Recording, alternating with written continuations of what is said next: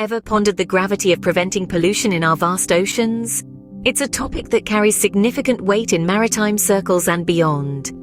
The story of maritime pollution prevention is a tale as wide and deep as the oceans themselves.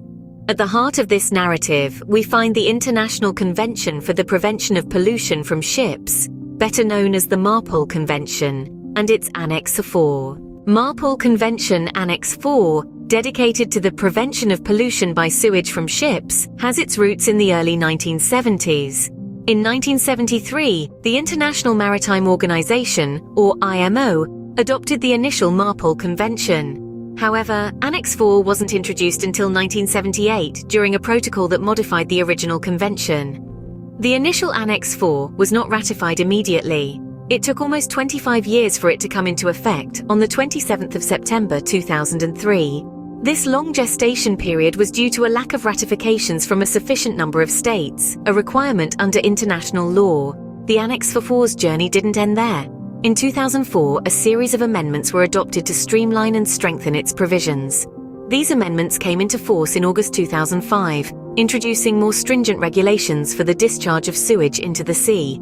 Today, Annex 4 is a crucial part of the MARPOL Convention. It applies to ships of 400 gross tonnage and above, and ships certified to carry more than 15 persons. So what does MARPOL Convention Annex 4 entail? It sets standards for the control and management of ships' sewage to prevent pollution. It includes regulations for the survey, certification, and control of ships' sewage discharge.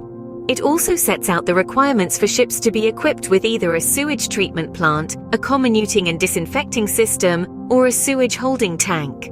Moreover, Annex 4 outlines strict discharge criteria for treated and untreated sewage. For instance, untreated sewage may only be discharged more than 12 nautical miles from the nearest land, and only when the ship is proceeding at a specified speed.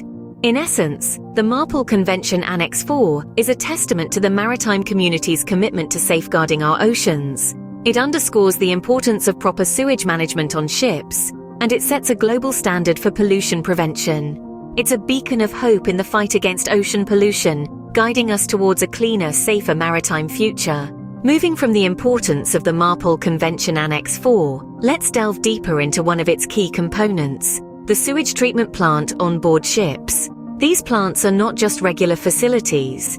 They're intricately designed systems that treat the wastewater before it's discharged into the sea.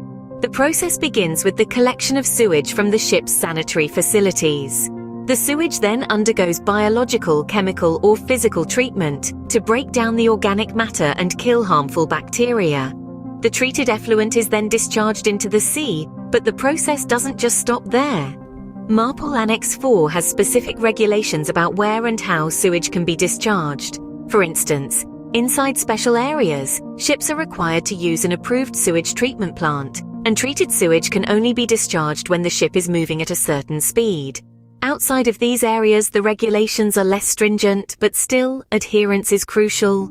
Adherence to these regulations ensures that our oceans remain clean and safe for all marine life. It's not just about following rules, it's about preserving the delicate ecosystems that our oceans harbor and ensuring the survival of countless species that call the sea their home. In the next scene, we will look at the penalties for non-compliance with these regulations.